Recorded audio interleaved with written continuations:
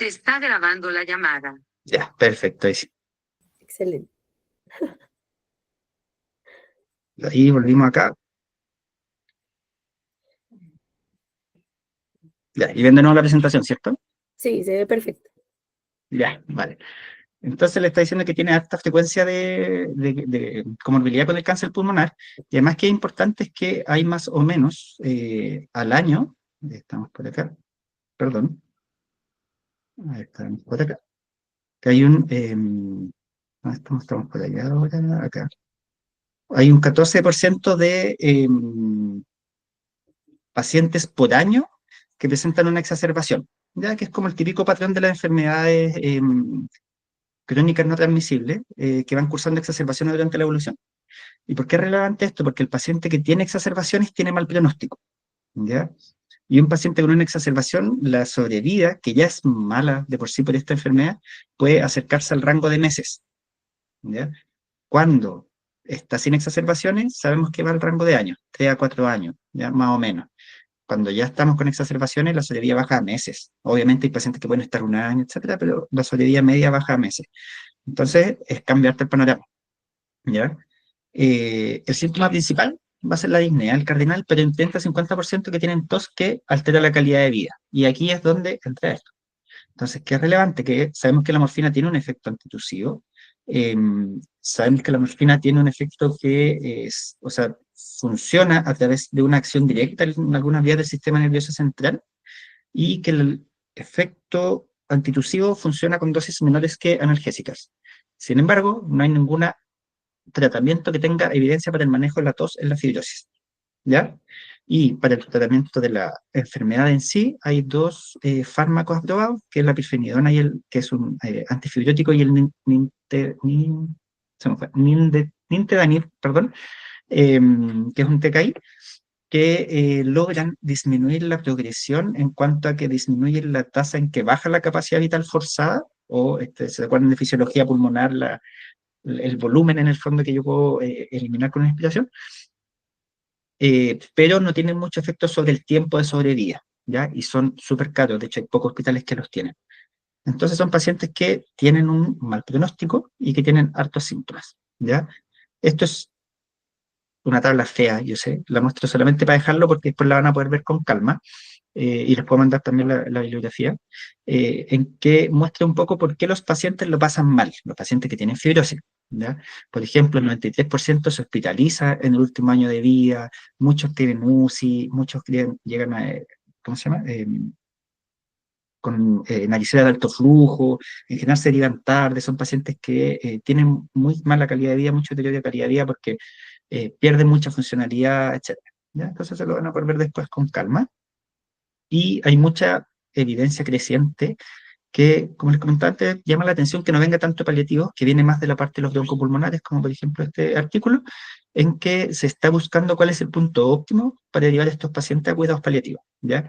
Y como en todas las patologías, esto ha sido cada vez más temprano, y también teniendo en cuenta un rol que tampoco es tan conocido, tan típico de paliativo, que es el manejo del paciente que es candidato a trasplante, que en este caso también aparece como un rol, ¿ya? Porque también estos pacientes se pueden trasplantar y también tienen muchos síntomas y tienen necesitan mucho soporte antes del trasplante, ¿ya? Entonces está plenamente justificado que manejemos a estos pacientes, plenamente justificado que se hagan este tipo de estudios para ayudarlos a mejorar su calidad de vida.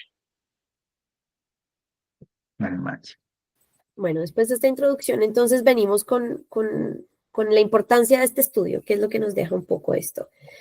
Ya, entonces, es un estudio prospectivo, es decir, que es durante un tiempo como prolongado en un corte de tiempo, que ya les voy a decir de qué año a qué año, en qué momento del tiempo se hizo. Es decir, que es un estudio que no mira para atrás, sino hacia adelante, hablando un poco como en términos coloquiales. Multicéntrico, es decir, que es en varios lugares. Esto se hizo en el Reino Unido, en diferentes centros de salud. Randomizado, doble ciego, es decir, que los pacientes están aleatorizados y tanto los investigadores como los pacientes y todas las personas que estaban involucradas en el estudio desconocían completamente la intervención. con placebo controlado y lo más interesante de esto y lo poco frecuente o de lo que estamos acostumbrados a estudiar es que es un estudio de crossover, que crossover es de casos cruzados, ¿ya? Esto de casos cruzados, a diferencia de los estudios de casos y controles en los que tenemos pacientes índice o bueno, los casos de X enfermedad que queremos estudiar o intervención, se compara con un grupo sano, que no tenga o de algo que no estamos como para poder compararlo. Acá lo que se busca, o el crossover lo que hace es que los pacientes son sus mismos autocontroles, ¿ya? Es decir, que se comparan entre ellos mismos. Entonces el paciente tiene un momento caso y un momento control, y ahí se va a generar como esta comparación entre ambos grupos. Y la verdad lo que se busca con este tipo de estudios es que el sesgo de selección de los controles se disminuye y las variables de confusión incluso también pueden llegar a tenerse un poco más estables, se puede llegar a tener un poco más de control de estos y variables que pueden estar presentes en otro tipo de estudios. Entonces digamos que es algo bien interesante y novedoso por lo menos para este estudio. Sí, Camilo.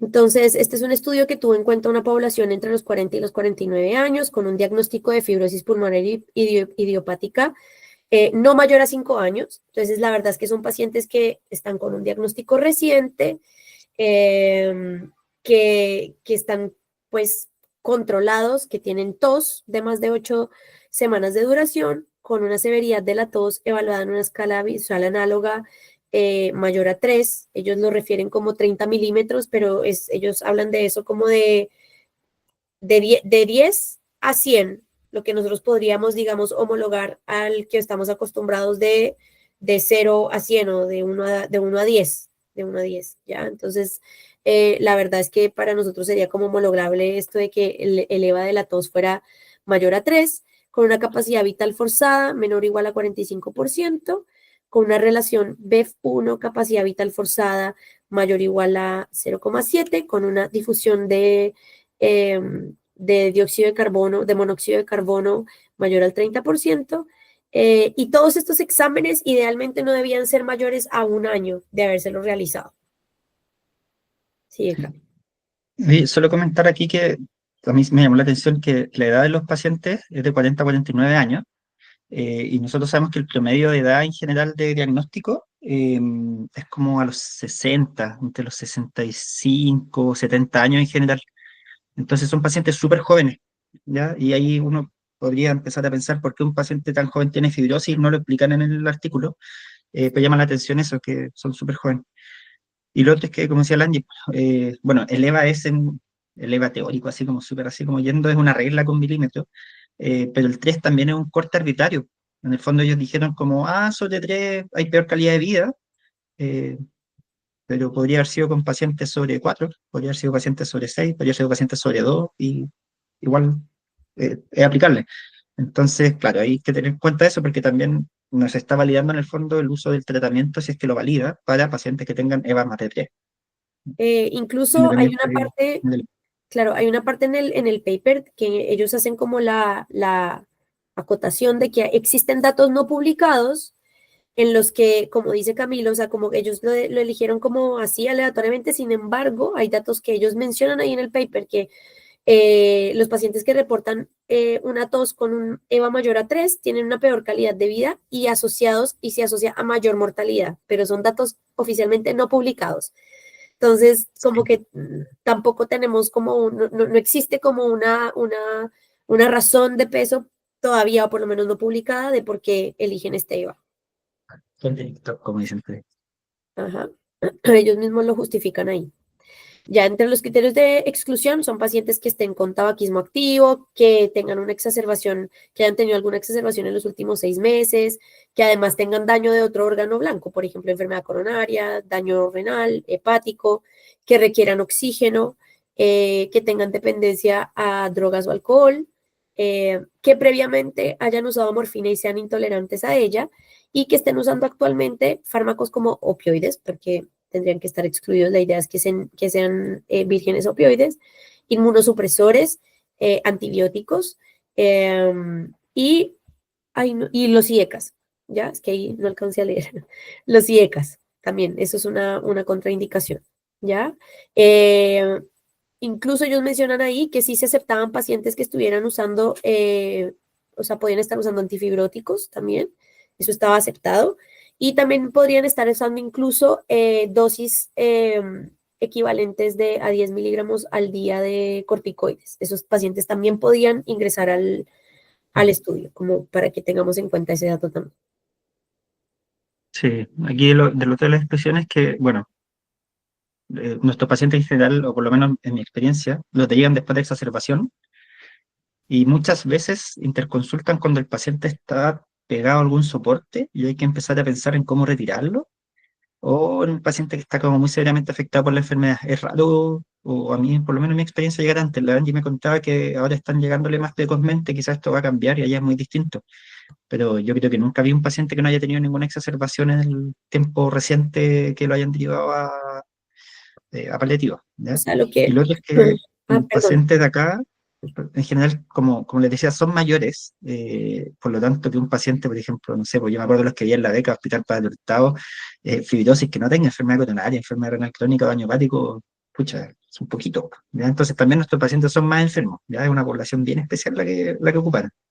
Y Claro, lo último es que el oxígeno permanente, pues. En general también nos llevan pacientes, y de hecho si uno revisa como la literatura de qué dicen de cuándo llegan estos pacientes, uno de los marcadores que el paciente necesita oxígeno permanente para derivarlo paliativo.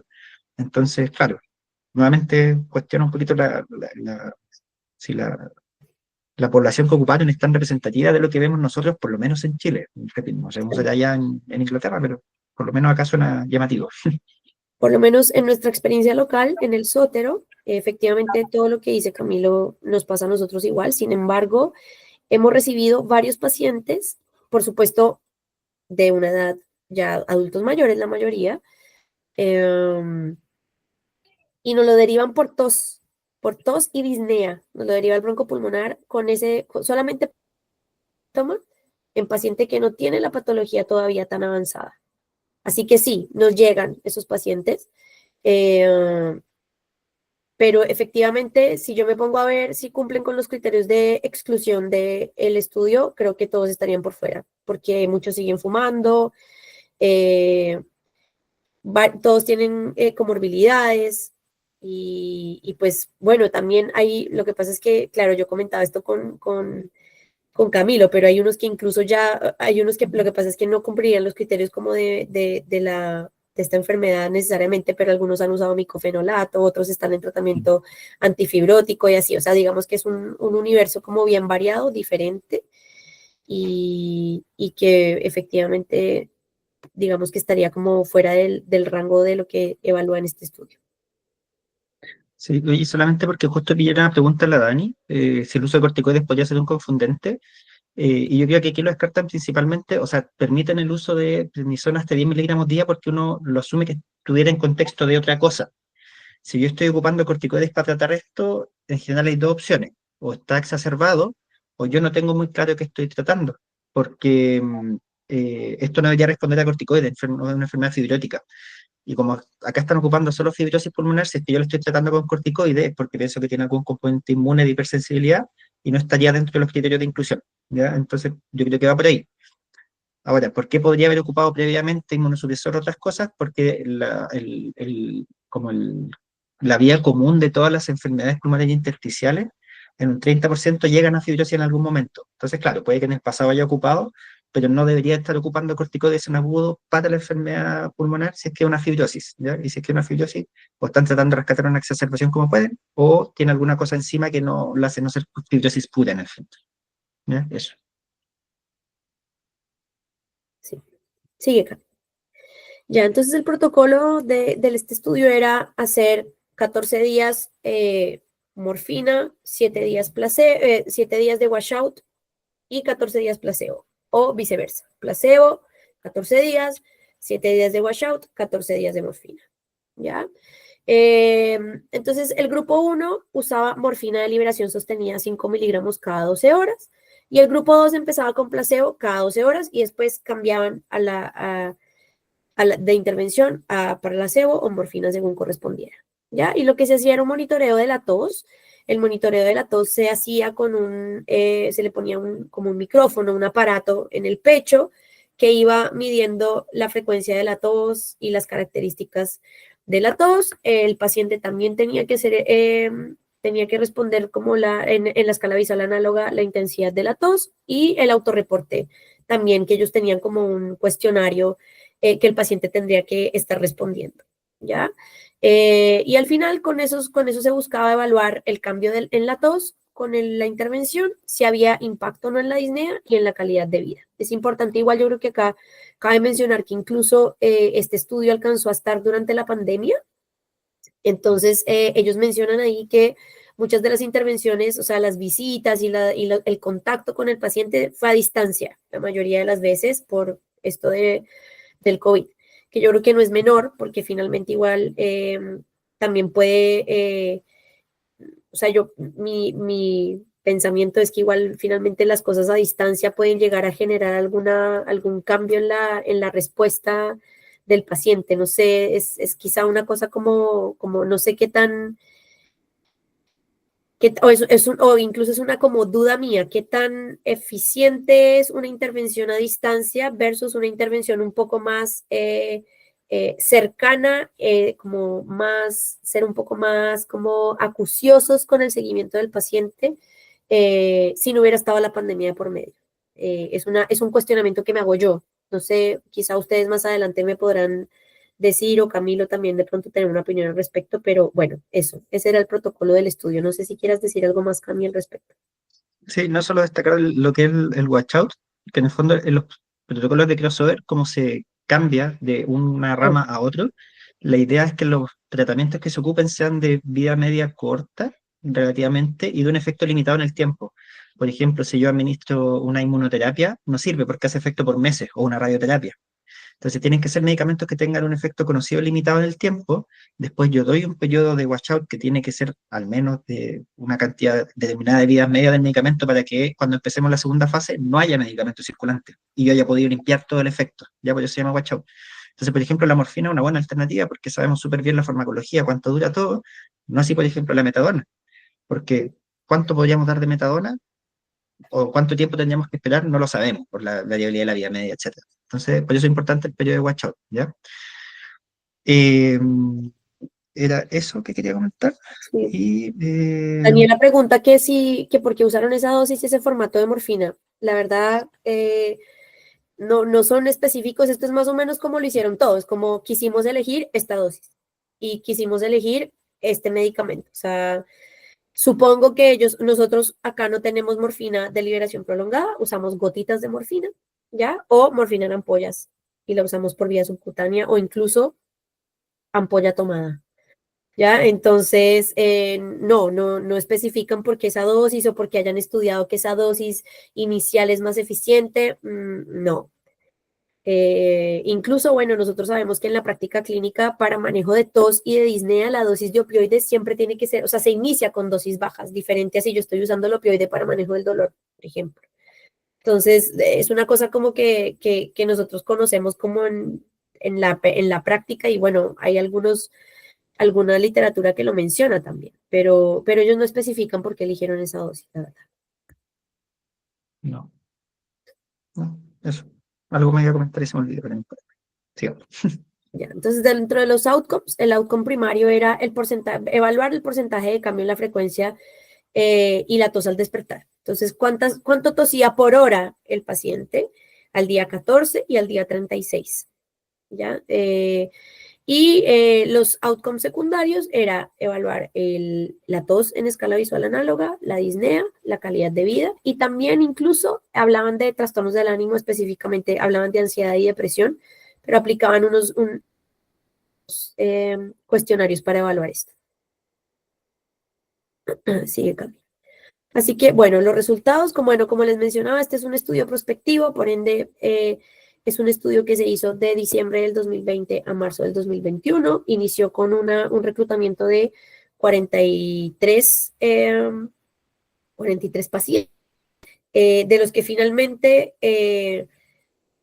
quedaron 37 al final, 37. al final quedaron 37, y lo que decidieron fue que de los 43 que habían reclutado inicialmente iban a hacer eh, el análisis por intención de tratar, mientras que los 37 que terminaron el estudio eran los que iban a quedar como para el análisis del protocolo finalmente. Entonces, es importante tener en cuenta esto. Yo creo que es un dato bien importante.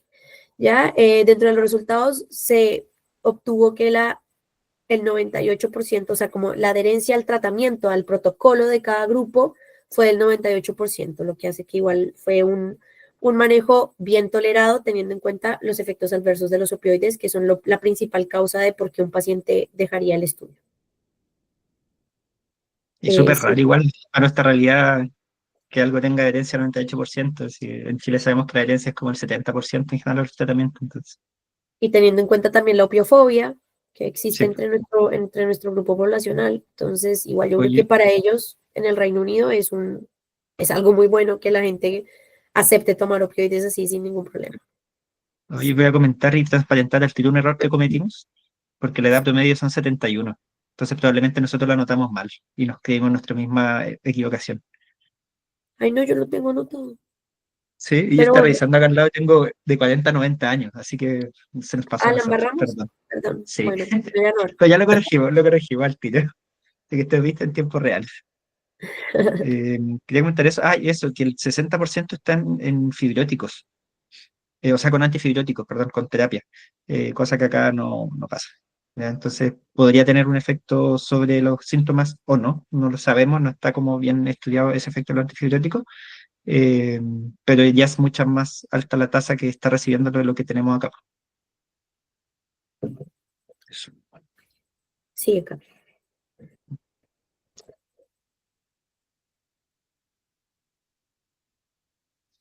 Entonces, en cuanto a los resultados, se encontró que había una reducción en la frecuencia de la tos, casi de un 40% comparado con el placebo, y es estadísticamente significativo. Eh, y la reducción del promedio de la tos en el día en 21,6, de 21,6% inicial a 12,8 toses por hora comparado con el grupo placebo, ¿ya?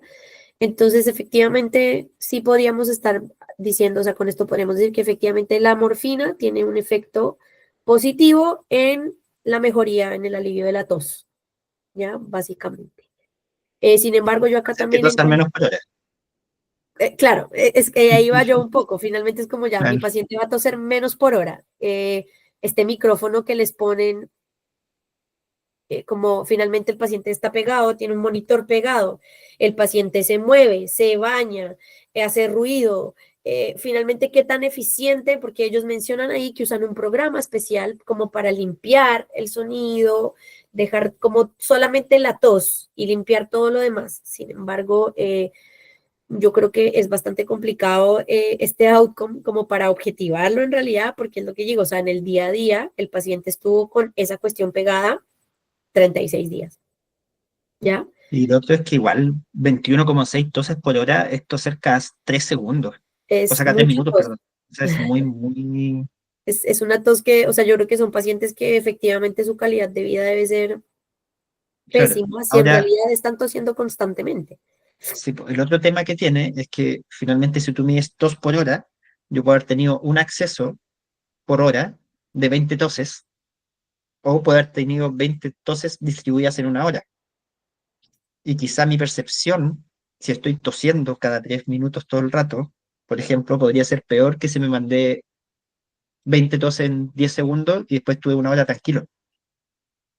Entonces, por eso es un outcome extraño, pero válido. Bajo la frecuencia de la tos, por lo tanto, hay un outcome positivo que igual es llamativo porque uno espera que si tose menos se sienta mejor, pues. Es como, Claro. Sin embargo, igual yo creo que ahí ya podemos estar empezando a encontrar algún tipo de sesgo y sí, claro, como finalmente es como, ¿qué tan objetivo es esto? ¿Ya? Porque efectivamente no todos los pacientes tosen igual, tampoco sabemos qué tan sensible es el aparatejo este que usa. Así que, también cae la otra pregunta de, ¿tenemos alguna forma mejor de medirlo? ¿O alguna forma mejor de objetivarlo? porque en el fondo el EVA es subjetivo. Las escalas que vamos a hacer siempre van a ser subjetivas porque van a depender de la opinión del paciente. Entonces, efectivamente, un esfuerzo por objetivarlo, que puede que tenga un sentido, pero que no sabemos o no describen ellos, por lo menos, que esté validado de alguna forma. Entonces, como se me ocurrió que podemos medir la tos por hora como un parámetro, démosle y que son nuestros comprimarios, pero no sabemos cuál es el significado clínico real, no sabemos cuál es el significado. Entonces, claro, uno dice, oh, mira, bajó la cantidad de tos, démosle morfina a todos los que tienen fibrosis. No, porque no sabemos si es que efectivamente va a tener un impacto como real, hay que, bueno, después vamos a ir con el otro outcome para que vean, pero es como las cosas que uno se va preguntando.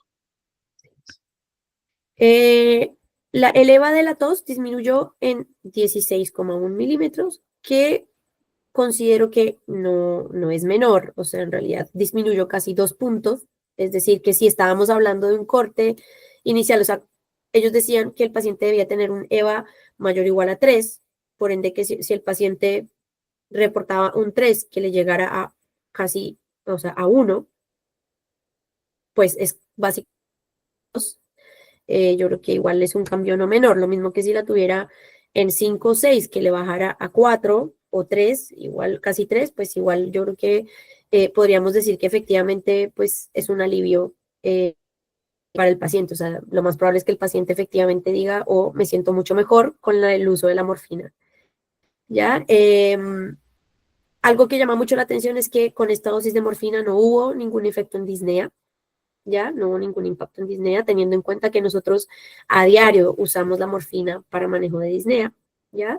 Tampoco hubo ningún impacto en ansiedad y depresión. Ellos utilizaron el HATS, fue el que usaron, si no estoy mal, si no recuerdo, ese cuestionario para evaluar estos síntomas y no hubo ningún impacto en esto. Una mejoría en la calidad de vida de un 30% y una reducción en la tos matutina de hasta un 20%.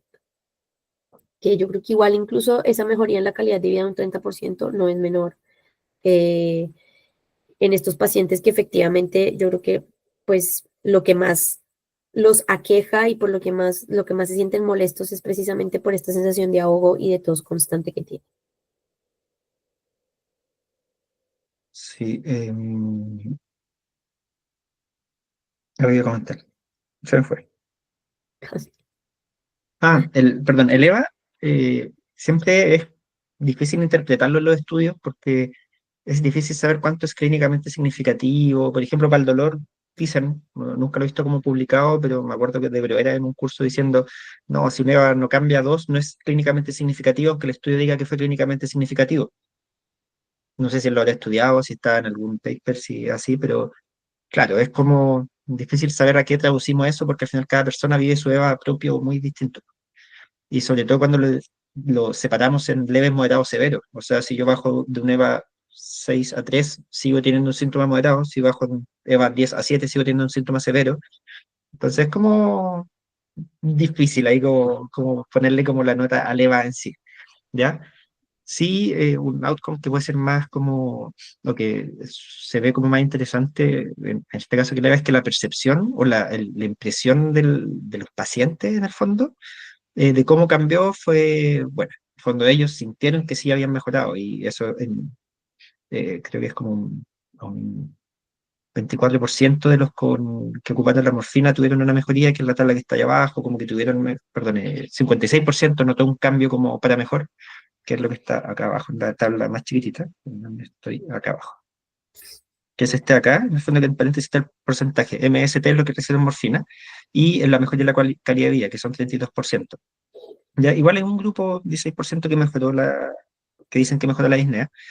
Hay un 25% que dice que se mantuvo igual, ¿ya? De respecto a la tos, un 50% que dice que se mantuvo igual en la calidad de vida. O sea, que podríamos haber tirado una moneda y era igual de efectivo. Eh, pero sí, o sea, y perdón, también hubo un grupo que empeoró, ¿ya? Entonces ahí uno siempre queda en la duda como típico esto, porque también mejoraron algunos con placebo, empeoraron. Lo importante es que la percepción en el fondo de la gente es que mejoró, ¿ya? Y eso más que quizá el número que es como podemos discutir de si es válido o no como outcome, de cómo lo interpretamos, aquí sí tenemos un outcome que es como cómo se sintió la gente. De ahí que por lo menos para mí sí me da una más como elementos para tratar de pensar en usar esto. Y finalmente, lo que nosotros más buscamos en paliativo siempre es mejoría de calidad de vida. Entonces, este tipo de outcomes, si bien son como autorreportados y varía entre diferentes pacientes, yo creo que no es menor. Incluso para mí es mucho más valioso, o sea, tiene mucho peso esto de la calidad de vida versus pensar un poco como nos hacía ver Camilo de cuántas veces tose por hora. ¿Es un acceso de tos o es tos ocasional? Como una cosa así, me genera mucha más tranquilidad saber que incluso tuve un alto impacto, 30% en el calidad de vida, igual es bastante. Así que yo creo que eso es lo que siempre buscamos nosotros como objetivo en paliativos. Sí, Carlos, que ya vamos Y como este con... gráfico, solo para mostrarles, porque me gustó, y no sale en el paper, sale en el suplemento, así que si lo quieren ver, está en el suplemento.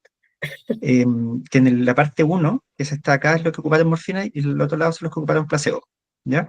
Entonces lo que se ve es el punto de partida, en el día 1 del que el paciente tomó morfina, cuántas toses tenía al día, y aquí vemos que, por ejemplo, que el que más tenía eran como, perdón, cuando estaban despiertos, ¿Dónde está despierto? de 100, no Como sé, 180, 160. 170 Sí, toses por hora. Es una cuestión absurda, así como, ¿verdad?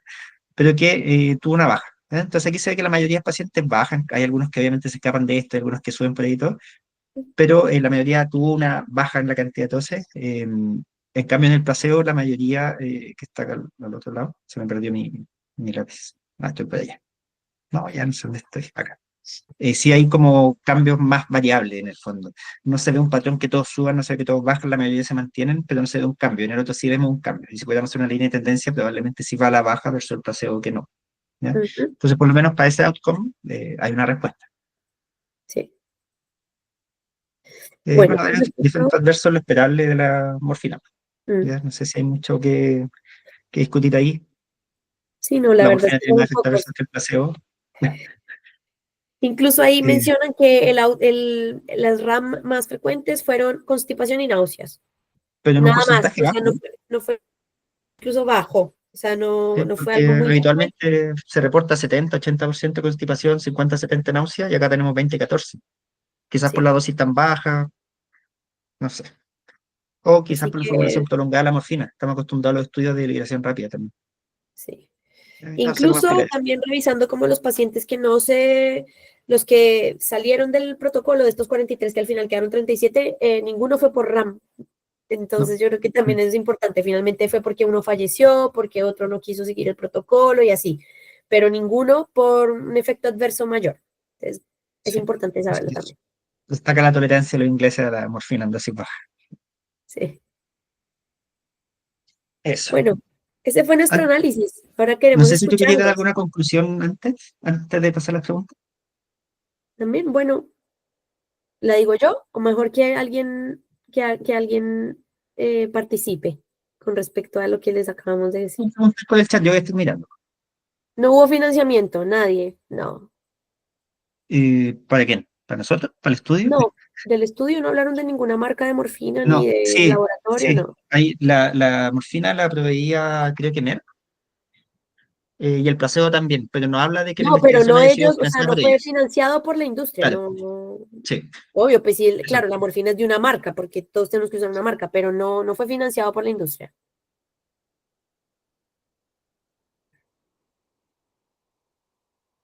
Bueno, como generalmente todo el mundo es un poco más tímido, y no sé si alguien más quiere hablar, yo igual sí quiero hacer un cierre.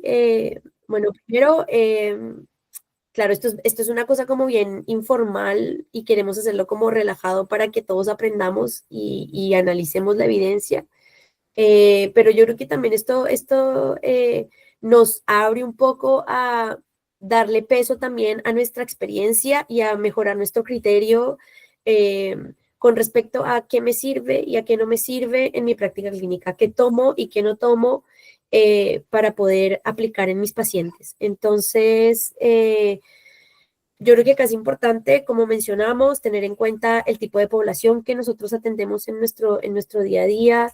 Em, la opiofobia en general es bien alta acá en Chile, porque todo el mundo cree que la morfina es para pacientes que se están muriendo. O sea, usted me va a matar con la morfina, porque es que cuando se la dieron a mi tío, a mi primo, a mi vecino, se murió, o yo me voy a hacer adicto y un montón de cosas.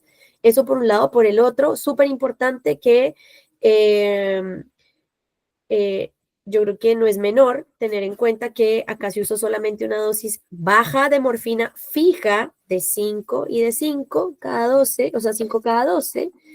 Y en realidad, probablemente lo ideal es ir escalando para ir evaluando respuesta, o sea, finalmente, y ellos también incluso lo concluyen dentro de su discusión, también lo refieren, es como, es una dosis fija, no tenemos opción de evaluar otro tipo de dosis, qué tanta respuesta iban a tener con otras dosis, y lo otro que también a mí me queda la duda y el como de, ¿qué pasa aquí? Es por qué en este caso no hubo un impacto en disnea. Sin embargo, nunca se le preguntó a los pacientes previamente por disnea. O sea, no hay una referencia, o sea, no hay como un dato inicial en el que digan que el paciente diga, ah, sí, yo tenía EVA de disnea de tanto y tuvo o no tuvo impacto, como que tampoco lo especifican muy así como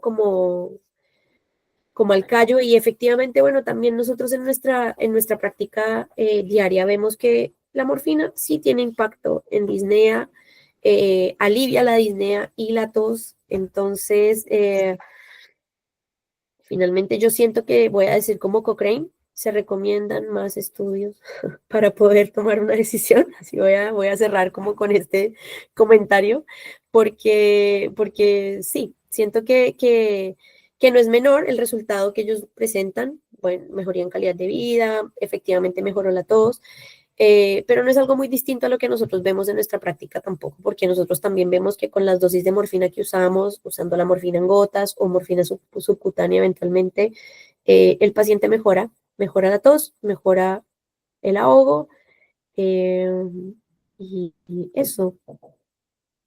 No sé, tú, Cami, ¿qué más quieres decir? O si alguien más tiene algún comentario. Sí, yo creo lo que más sirve porque, a ver, todos vamos a seguir ocupando opioides para la tos. Ya de partida no tenemos nada más que usar, validado, en el fondo por ahora. Uno hace el intento siempre, que la levotropicina, que la oxolamina, cosas, pero en verdad, en estos pacientes que ya están con enfermedades más severas, todo no termina igual en opioides, ¿ya? Pero es importante que aparezcan estos estudios para que podamos, para que esa decisión no sea solamente porque se usa. ¿Ya? Y que uno lo revise porque no es una justificación válida para ayudarle a un paciente, ¿por qué me dejar morfina? No, porque es lo que ocupamos, sino porque hay un estudio que lo muestra, tiene un efecto sobre esto, y también porque nos muestran los riesgos que tienen el uso de los medicamentos. ¿Ya? En este caso vimos que tiene súper pocos efectos adversos, por lo tanto es una intervención que se ve segura en un outcome que no sabemos qué tan potente es lo clínico, pero sabemos que tiene beneficios. Entonces, si yo lo quisiera indicar y el broncopulmonar o alguien me dice como, ¿cómo le voy a dejar morfina? Yo le puedo decir, el estudio Pacify demuestra que tengo un efecto beneficioso sobre los outcomes medidos de tos, de calidad de vida y con baja tasa de efecto adverso. Entonces, yo con eso me podría defender, ¿ya? Sabiendo que tenemos algunas, no sé, pues, consideraciones de la población, etcétera. Pero, no lo mismo, ¿ya? Entonces, lo que más sirve estos estudios, que aunque no sean perfectos, que aunque no sean los mejores que hay, que aunque no sea un estudio gigante, el Nature por 1.500 pacientes, va aportando seguridad, ya seguridad a la práctica que hacemos, seguridad a los pacientes, y al final con eso va mejorando la calidad, que finalmente es lo que uno logra cuando va desarrollando toda esta costumbre de revisar los papers y tratar de pensar un poquito más, pucha, ¿habrá algún sesgo? ¿Estará bien hecho el trabajo? ¿Habrá algo detrás? Es porque finalmente es lo que respalda las acciones de uno. ¿Ya? Y que no sea el que, es que Camilo con la Angie dijeron que esto sirve así. Si pueden, después lean el paper y si tienen alguna diferencia con lo que nosotros dijimos, nos cuentan, las conversamos y mejor, porque es la idea, ¿ya? O sea, Es la finalmente idea de en la nosotros. práctica no lo hacemos tan mal. O sea, esto Claro, sirve incluso más que para defendernos, para decir como, oh, ya, lo estamos haciendo bien. O sea, lo que pasa es que, como les digo, o sea, esto es una dosis fija, nosotros vamos aumentando dosis porque vamos viendo dosis efecto. eh, Así que sí, Así que eso por lo mismo, esto cobra importancia de por qué estamos haciendo esto, de revisar la evidencia para efectivamente tomar una decisión y que diga como ya, me voy a basar en esto para tomar esta decisión o voy a tener cuidado con esto, mejor no, o no sé. Es finalmente para tener un poco más de como que nuestro criterio clínico esté más fundamentado. Y Paulina levantó la mano, Paulina Droguet. Si quieres puedes desbloquear el micrófono. Ya, Sí, no hay ahí problema. se escucha. Sí, Sí, Sí. Hola, muchas gracias por la presentación, la dedicación. Em, Estuve revisando el tema de la disnea justamente por un tema de la beca y bueno, una de las cosas que me llama la atención y que encuentro positivo acá es que la población exclusiva tiene fibrosis pulmonar o enfermedad pulmonar intersticial, porque en general como que se mezclan las poblaciones, a veces pacientes con EPOC o con otro tipo de enfermedades pulmonares. Entonces eso me gusta harto del estudio y creo sí que todos los estudios como en general tienen un N muy bajito en general, como eh, pensando como en calidad como de la evidencia.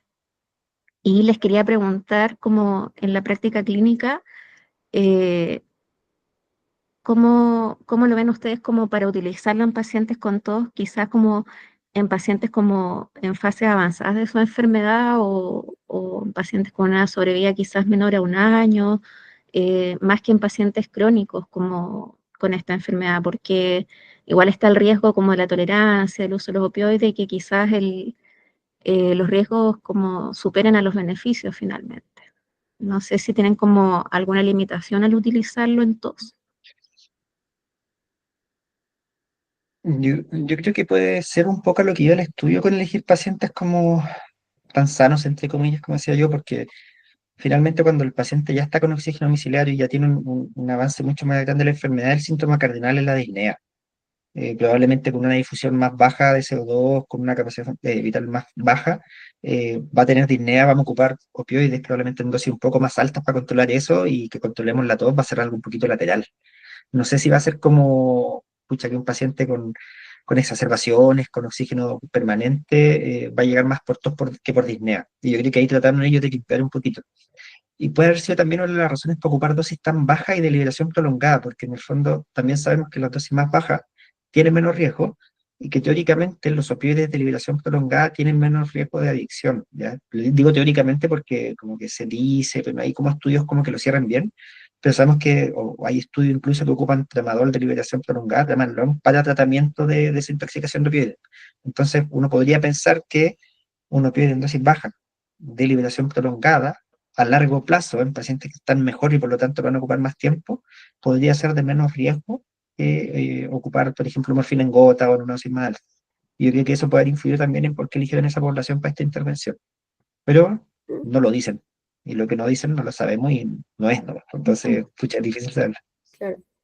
Claro. Nosotros lo que nos pasa también un poco es que efectivamente la disnea es uno de los síntomas predominantes y también pasa que, como lo mencionamos varias veces, son pacientes que tienen múltiples comorbilidades.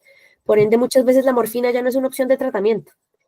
Entonces ahí ya nos pasamos a parche de Fenta para manejo de disnea.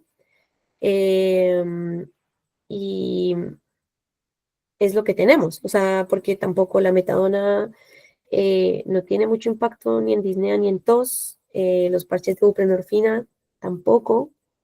eh, Así que también finalmente nos terminamos es como enfocando en estos pacientes que ya tienen la enfermedad muy, muy, muy avanzada, que ya tienen además de hecho daño en otros órganos, ya nos hacen pensar en otro tipo de tratamientos, pero empezamos a, a jugar un poco a qué le doy prioridad. Y finalmente también en estos pacientes con enfermedad pulmonar intersticial, ya incluso la disnea llega a ser tan limitante que ya empezamos a hablar incluso de sedación paliativa ya. O sea, se nos abre como otro campo y es que ya ahí ya como que la morfina tampoco, ni el fentanilo tampoco, y ya es algo tan limitante que ya pasamos a otro tema que, como digo, es la sedación. Así que ahí hay ya que empezar a ver otras cosas y meter otras cosas dentro del canasto.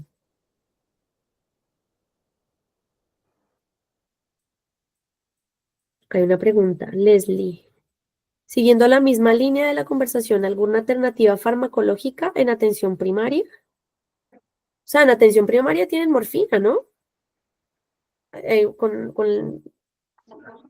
Y finalmente también,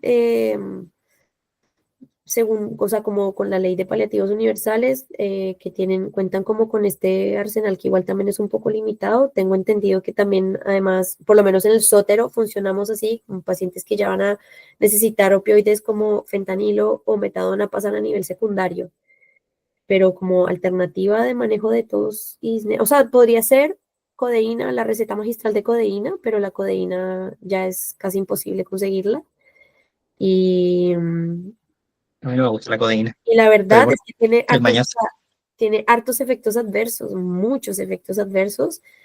Eh, um, en mi experiencia, no tengo ningún paper que diga si es más eficiente o no. Finalmente la codeína en el hígado se vuelve morfina. Pero Eh, hay algunas guías de paliativos que recomiendan el uso de codeína en pacientes ya. que están en paliativo. Como que ya si está en paliativo, O debería sea, la ocupar verdad es que opioides hace mucho rato no fuertes se y usa. ahorrarte Yo esas la guías que codeína. menciona Camilo no las conozco. Sí. Claro, esas guías no las he leído, pero sí, efectivamente es algo que ya se dejó de usar hace rato. Sí, lo que pasa es que la codeína, pareció a la metadona, hay como que requiere metabolismo hepático para pasar a morfina. Hay metabolizadores rápidos, ultra rápidos, metabolizadores normales y metabolizadores lentos y ultra lentos. Entonces también hay una impredecibilidad de cómo se va a aportar, cuánta dosis en morfina, por decirlo así, va a ser la activa y por tanto cuánto efecto adverso va a causar. Entonces, exponerse a eso para tener el efecto de un opioide débil, siendo que podríamos dar directamente morfina en dosis baja, poco el rol que tendría. Esa es la justificación que dan para no recomendar el uso de codeína como así a grandes rasgos. Eh, y de hecho, si uno es cuadrado, hasta el tramadol, como que algunas guías no lo recomiendan para manejo del dolor oncológico en paliativo. Pero eso ya es como Otro harina de otro tema. costal. Sí. Ya. Estamos en la hora, nos pasamos 3 minutos. Pues sí, muchas gracias a todos por su asistencia. Esperamos haber cumplido sus expectativas. Síganos, seguiremos dando datos y el próximo mes les traeremos algún otro tema. Si tienen alguna sugerencia de algún tema que quieran que Sí, artículos, revisemos, algún temas, artículo que les haya llamado la comentarios, atención, críticas, etcétera. todo lo que quieran, nosotros lo hacemos por ustedes y lo revisamos entre todos. Bueno, que tengan una buena noche. Gracias a todos. Chao. Chao. Gracias, chao. Bueno, chao.